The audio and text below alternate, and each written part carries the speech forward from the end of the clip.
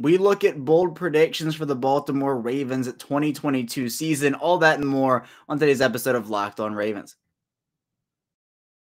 You are Locked On Ravens, your daily Baltimore Ravens podcast, part of the Locked On Podcast Network, your team every day.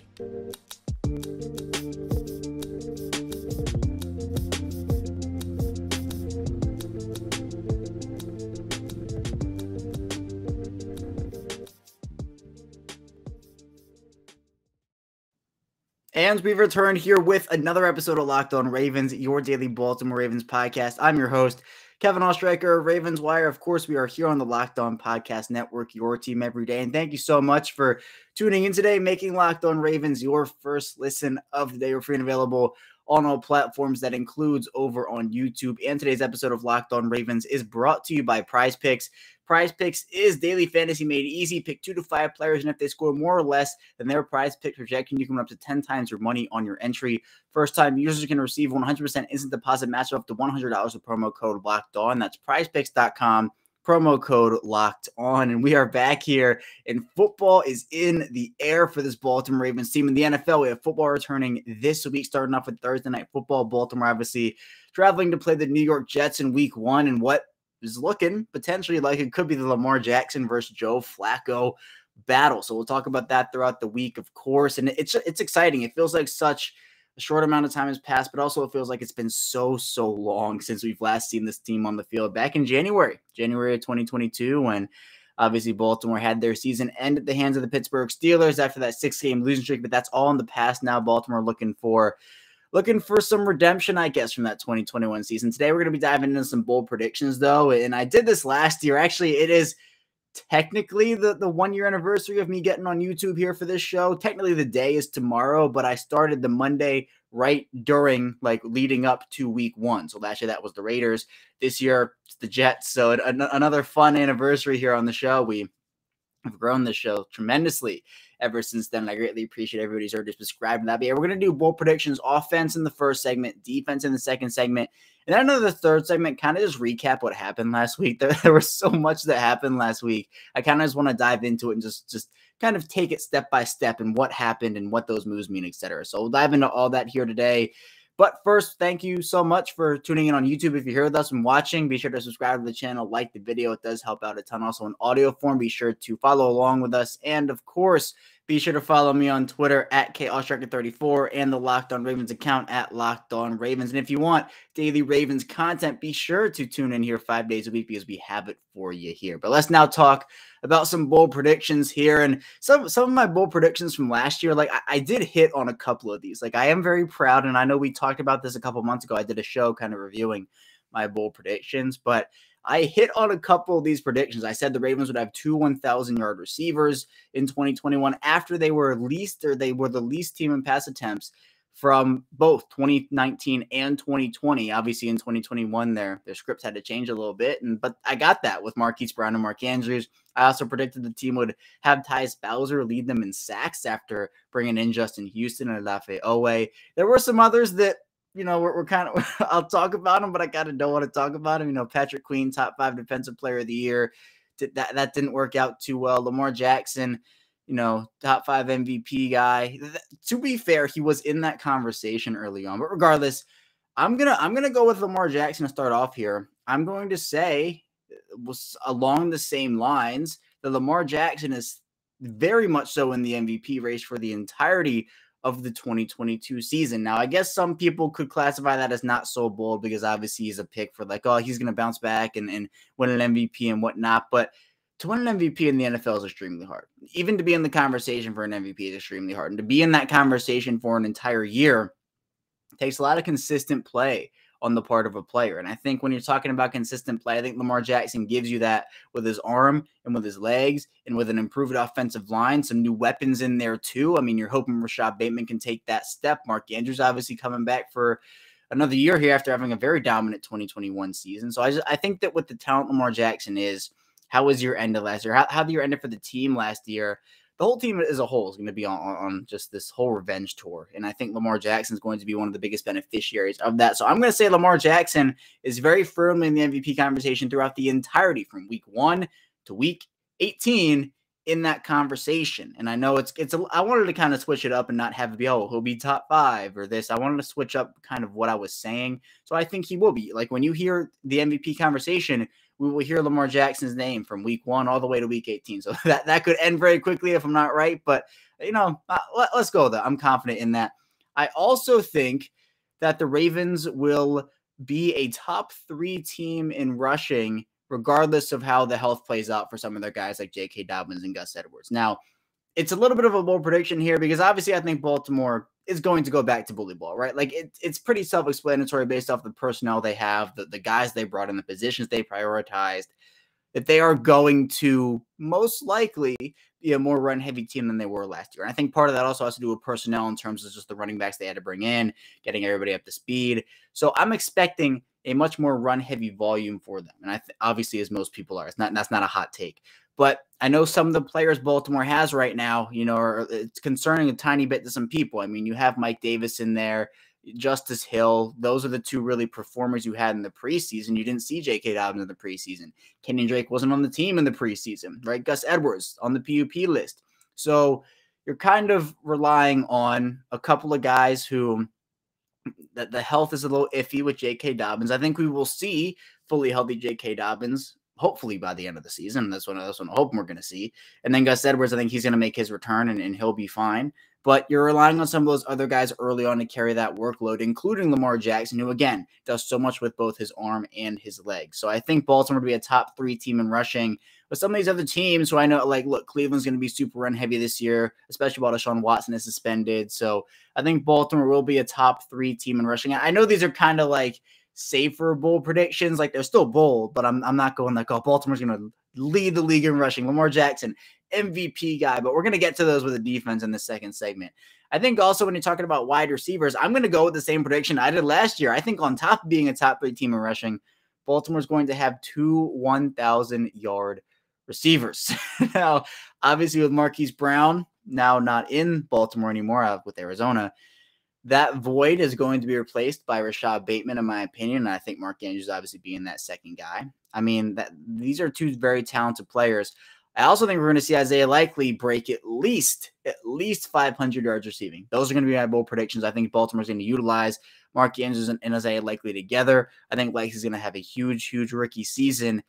And the offensive line it's tough to make predictions for. I know my prediction last year was that they'd only go through, one change on the offensive line, and that was not good. We're going to forget I ever said that. But I'm going to say this year, Baltimore gets a fully healthy 17 games from 3 of their 5 positional groups on the offensive line based off of who starts in week 1. And I'm going to kind of exclude Ronnie Stanley from that conversation just because we don't know if he's going to play week 1. And if Juwan James starts, then Ronnie Stanley comes back and he's going to slot in there. That doesn't really count.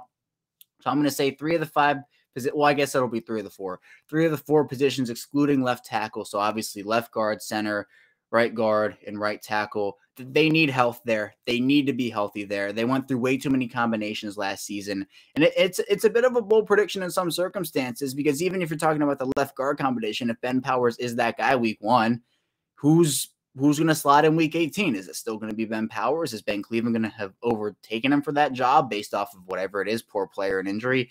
So look, they definitely do need to be able to just stick a combination out there and be able to leave it for the consistency. I think the consistency factor last year was a big factor in terms of what they were not able to do last year, because we saw by the end of the season, and especially before Lamar Jackson got hurt, kind of in that like week 10 to 13-ish, 14-ish range, every time Lamar Jackson dropped back to pass, the tackles collapsed, the edge rushers got around, and Lamar Jackson was running for his life. You can't have that. You have to have more consistent play. I think that starts with health up front. So we're talking MVP for Lamar Jackson in that conversation. We're talking a top rushing team, 2 1,000-yard receivers, some health on the offensive line, some bold predictions in there. I know, again, maybe not the boldest ever, but be sure to stay tuned for our second segment. We're going to be diving into some more bold predictions. I'm going to get a little spicy in that segment with my predictions. I'll be sure to stay tuned. We still have a ton to talk about here on the show. But first, I do want to tell you a bit about PrizePicks. And Fantasy's been in my life for really as long as I can remember. We have our Locked On Ravens fantasy leagues now all set. The drafts are all over. If you're listening and you're in one of those leagues, thank you for joining and drafting. I'm excited to kick those off. I feel confident in my teams, and I hope you guys do too. But when talking about fantasy and PrizePicks itself, it's really easy to use. And really what I like about it is because you can have multiple entries, and there's also so many formats you can use too. So how it actually works is you pick 2 to 5 players, and if they'll go score more or less than their PrizePicks projection, you can win up to 10 times your money on any entry. There's no competing against other people. It's just you versus the projections available. PrizePicks offers projections on any sport that you watch. This includes the NFL, the NBA, MLB, NHL, PGA. You have college football, college basketball as well.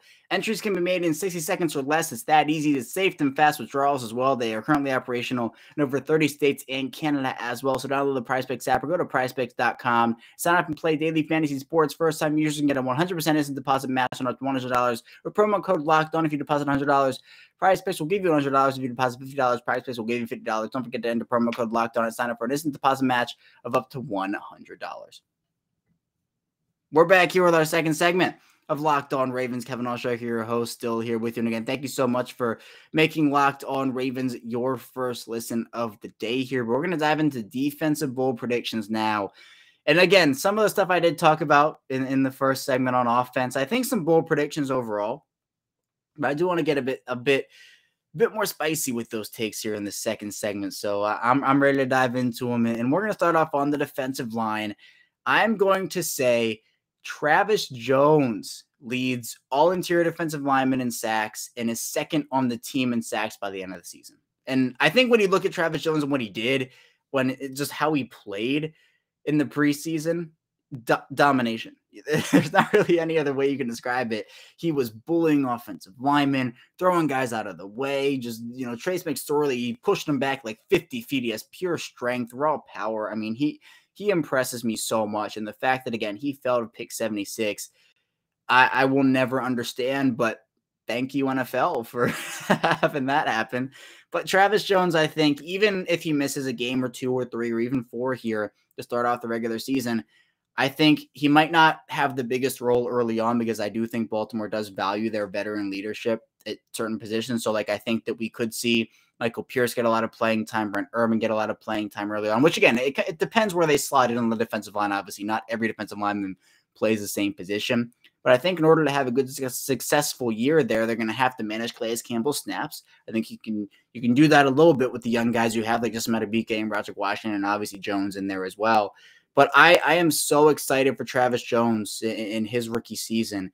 And I can't wait for him to get back on the field at full strength, hopefully at full strength, because he just showed so much in that preseason. I'm also going to go Odafe Owe, and the not so bold predictions that he's going to lead the team in sacks. The bold predictions is he's going to get 13 plus sacks for Odafe Owe this year, mainly because look who else is going to get him. Who outside, like I said, Travis Jones is second, right? But who else in that outside linebacker group right now is going to get them? And this bold prediction might become outdated if the Ravens they sign somebody else, or they trade for somebody else with the position. But right now, you literally have Odafe Owe as your number 1 guy. You have Justin Houston as a very nice compliment at number 2. Who else is there? What else are you doing before Ty Spauser gets back, before David Ajabo gets back? Are you playing Malik Harrison at Sam? What are you doing in terms of maybe a free agent addition there?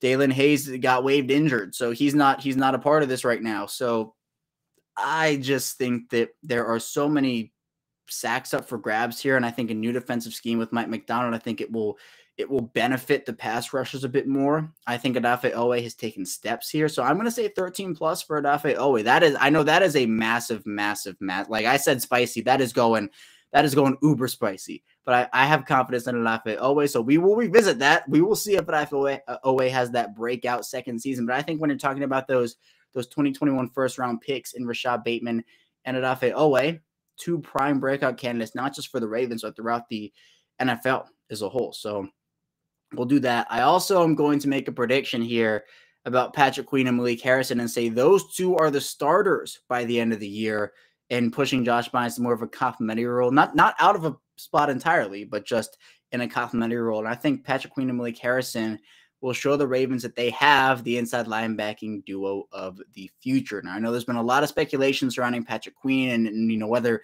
this is the make or break year for him. I think it's more make or break from Malik Harrison, and I did talk about that a little bit. But I think Patrick Queen obviously has been very up and down throughout the course of his career so far. I think he's shown amazing strengths. He also has shown some big weaknesses too. I think this is a year that he's taken very seriously. I think he has heard the noise. I think he is ready to go out there and compete at a high level. I think Baltimore has the utmost trust in him. And based off what we saw from Malik Harrison in the preseason, I feel confident in him as well. So I think both those guys also benefiting from having a veteran in that room like Josh Bynes the entire offseason and obviously throughout this season here. They're going to be able to do a lot of good things. And I also think maybe like a semi-bold prediction is that Josh Ross gets meaningful playing time on defense by the end of the season, not because of injuries, just because he's playing so well. So obviously a lot of mouths to feed at the inside linebacker position. I know when you're talking about what I've talked about for months in terms of the Ravens just being able to put safeties up in the box and move those guys all around. So do you need to have a ton of inside linebackers? Well, the Ravens have 5 right now. You could even argue for 6 with Tyre Phillips. So I think that for the Ravens, the roster is what it is right now, and we're going to go with what it is right now. So that's where I am with the inside linebacker group. I think when you're talking about the cornerbacks, I have 2 for the cornerbacks. One of them is we'll go with the player on the roster first. I think Pepe Williams has the biggest impact from a Baltimore Ravens rookie this year. That's a big one. That's a bold one too. That's a bold one too. I think you could give this honor, award, title, whatever it is to anyone. I mean, Kyle Hamilton, Tyler Linderbaum, Isaiah Likely. You could even go more like developmental guys if you wanted to, like Daniel Falele if tons of injuries happen, or Jalen Armour-Davis, who was picked before Pepe Williams. But I think Pepe Williams offers so much versatility, and with the way the cornerback room is right now, 1 or 2 injuries could really push some guys into big playing time. And the saying we've said before, and we've all heard it, and I've said it, is the fact that the Ravens start the year with 50 million corners and they end the year with 2. Now, I am hoping that is not the case this year. I hope everybody gets through this year fully healthy. But with the departure of Tavon Young, who himself is on injury reserve now, the Bears placed him there, so that effectively ended his year. Unfortunately, just another bump in the road, unfortunately, for Tavon Young. Who's going to be that slot corner for the Ravens, right? Is Brandon Stevens going to see time there? Is it going to be Pepe Williams? Are they going to move Marlon Humphrey inside? Is Kyle Fuller going to get time there? I think by the end of the year, we could potentially see Pepe Williams establish himself as a very, very, very key part in that defense. And because of that, because of the versatility to play in the slot, he can play outside if you wanted to. He doesn't necessarily project there at the NFL level. You also can see him at safety. So I think that the versatility he has, he could make a massive impact, and I'll go bold. I will say he will make the biggest impact of any Ravens rookie, and that includes Travis Jones, who I said is second on the team in sacks. So, yeah, big, bold prediction there. But in that same vein, I'm going to also say that the Ravens trade for a big, high-profile cornerback at the trade deadline, partially because of the fact that we did see them or hear about them potentially sniffing around Xavier Howard at the trade deadline last year. And if the Ravens do deal with a couple of injuries here, Marcus Peters is entering a contract year. How is he going to look coming off the injury? All accounts in practice so far saying he's looking good. But what's the future look like for him? I hope the Ravens bring him back. I think he has value both on and off the field for them.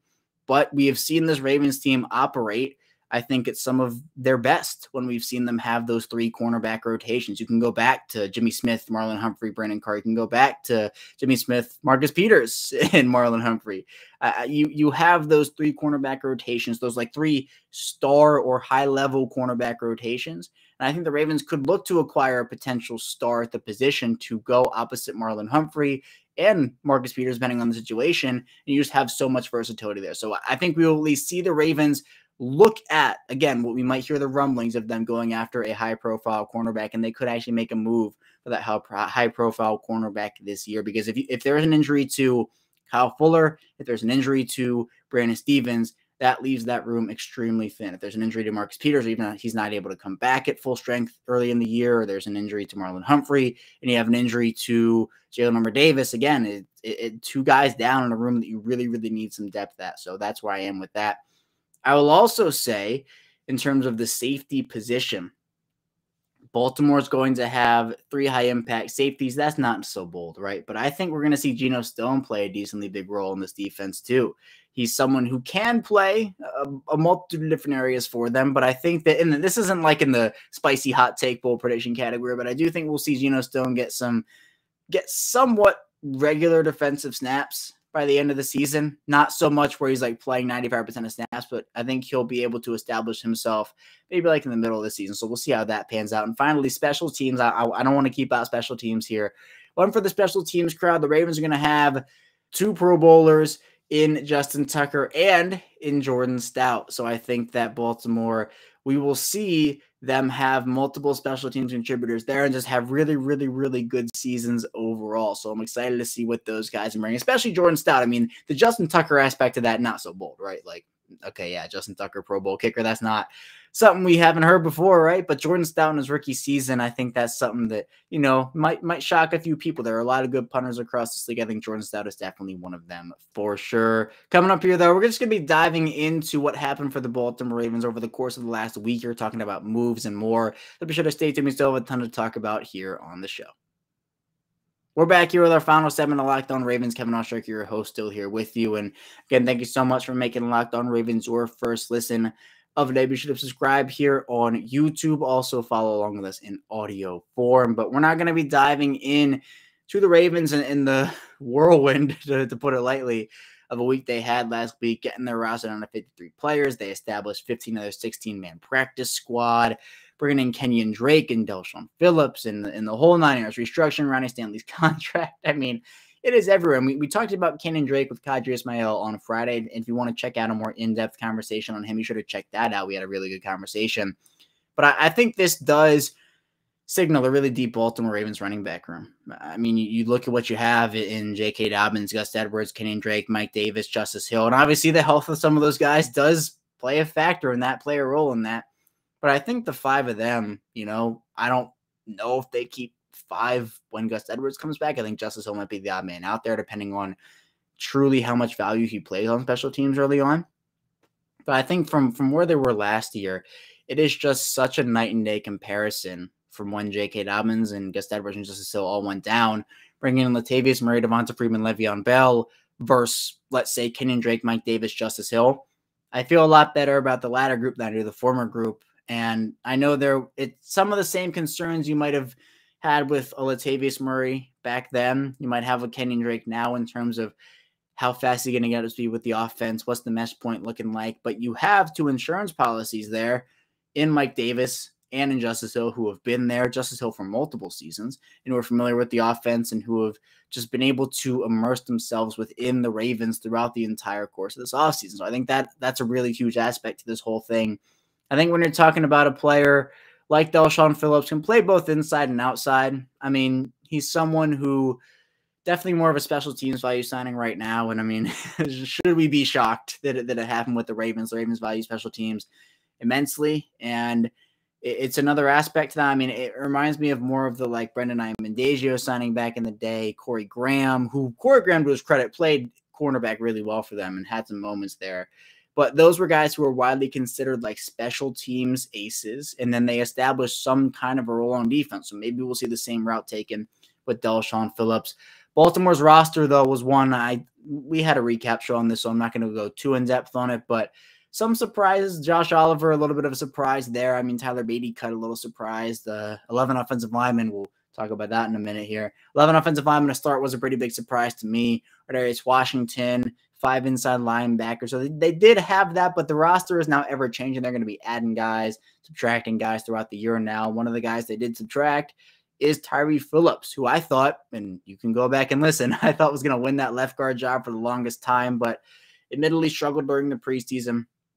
Had 3 penalties in one of the games and just, did not look like a player that was ready to start, even though he had started 13 of the 22 games he played in the Baltimore Ravens uniform. So I think when you take all that into account, the Ravens feel confident, it feels like, with Ben Powers and Ben Cleveland kind of holding that spot down. You can plug and play Patrick McCary there if you want to. I mean, the Ravens offensive line has some versatility there overall, so they can do some stuff there. But I think for what the Ravens wanted, they wanted to, 1, retain Tyre Phillips on the practice squad, It did not happen because he got claimed by the New York Giants. Speaking of, Tony Jefferson and Chuck Wiley both getting deals with the Giants for their practice squad. And so that is 3 more Ravens going over to Don Martindale and those New York Giants. Don Martindale will have those pieces to play with, at least in Jefferson and Wiley. Tyre Phillips going to go over to the offensive side of the ball there. But another aspect of the New York Ravens, and that used to be the Jets, and I'm not saying it's not anymore, but you have another New York Ravens coming in. Or you can say we'll do the New York Ravens and the Baltimore Giants. Maybe that's what we'll do. I don't know. But regardless, there are a lot of former Ravens on that Giants team, as are on the Jets. I mean, the Ravens will see CJ Mosley in week 1, Joe Flacco potentially in week 1. So there are those storylines. And in week 6, it'll be the Don Martindale reunion, Jefferson, Wiley, and Tyre Phillips there as well. But yeah, Baltimore, I think, in terms of their practice squad, very shocked to see them get any guy they wanted to based off who they cut back. The Ravens, it was a high claim year. A lot of guys getting claimed, but the Ravens did not see not even one of their guys get claimed, which is very, very impressive, honestly. I don't know how it happened, but the Ravens were able to get guys like Isaiah Mack back, Armour-Davis Washington, Anthony Brown, Tyler Beatty. So I think hugely important because the practice squad with the expanded rules and just with the ability to call up 2 guys, you want to have, NFL quality players there. I think Isaiah Mack definitely deserves to be on a 53-man roster. Armour-Davis Washington. I think you could even make the case for guys like Tyler Beatty and Anthony Brown, obviously. So to be able to have that depth there on the practice squad in case of injuries, which, look, this is football. Injuries happen, not necessarily breaking news, but it does absolutely happen. So I think for the Ravens and what they have there, it's going to be important for them to not rely on the practice squad, but to have the option available to them. So, I think that's a big deal for them. In terms of Ronnie Stanley's restructure, it's stuff that definitely did have to happen, I would say. Baltimore loves to go into the season with some cap space, and Stanley's restructure frees up about $6-7 million. So it gives them the option to, if they have to go and sign some guys because of injuries, they need depth. Outside linebacker does come to mind. I mean, a Devon Kennard, a Jason Pierre-Paul are names that have popped up multiple times. You look at a potential trade. I talked about cornerback trade potentially if they need somebody there. But the more guys you need to sign, the more money you got to spend, even if the guys are on IR that you end up placing there. So the Ronnie Stanley, I think, restructure was pretty important in terms of just what it was able to bring to them in terms of cap space. And then obviously, I don't think we're ever going to escape the Lamar Jackson conversation in terms of his contract until it actually happens and it's just done. We saw the Kyler Murray deal get done. Russell Wilson, the most recent quarterback, to get an extension there, $245 for him. So yeah, it's going to be an everlasting conversation. I think at this point, the Deshaun Watson conversation looks more like an outlier than I think a trend. I think that has been proven with the 2 quarterback extensions we've seen after the Deshaun Watson contract, such as Kyler Murray and, of course, Russell Wilson here. So I think for Lamar Jackson, look, he's going to, I think, again, set a trend to become the highest paid quarterback in this league, I think in multiple categories. I mean, he's definitely, I think, being able to establish himself as a player in this league that deserves that kind of money.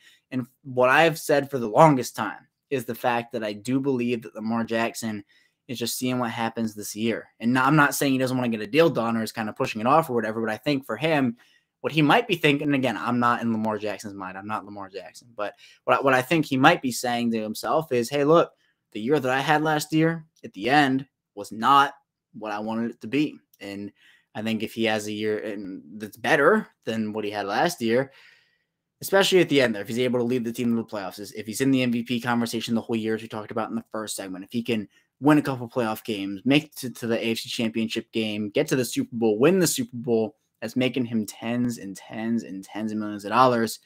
And I think it's the same thing Joe Flacco did, where, turns on the extension, bets on himself, and goes out there, wins the Super Bowl, and makes himself a ton of money in a contract year. So I think, again, Jackson deserves every penny of what he gets. I am very optimistic it is going to be in Baltimore. You never know, right? It's nothing is a certainty till it happens. But I do think at the end of the day, what the Ravens have in terms of the relationship they built with him, just how they have been so adamant about saying, hey, Lamar's our guy. We want him to be in Baltimore. How Lamar Jackson has also said, he envisions himself being a Raven for life and whatnot.